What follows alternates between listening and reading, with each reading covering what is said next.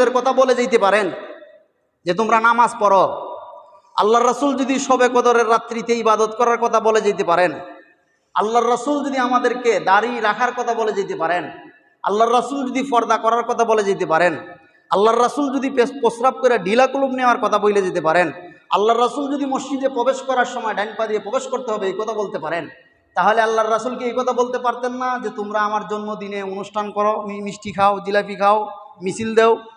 পারতেন কি পারতেন না? কথা কয় না। আল্লাহর রাসূল সাল্লাল্লাহু আলাইহি সাল্লাম তার জন্ম কোন দিন হয়েছিল এটাই বলেন নাই। যদি বলতেন তাহলে স্পষ্ট হাদিসের মধ্যে আসতো এটা 12 রবিউল আউয়াল, 9 রবিউল আউয়াল, 8 রবিউল আউয়াল নিয়ে উলামায়ে কেরামের মধ্যে মতনৈক্য হইতো। এই জন্য আমাদেরকে এই বিষয়গুলো স্পষ্ট করতে, যেটা ইসলামে নাই কোনো মন গড়া ভাবে এটা করা যাবে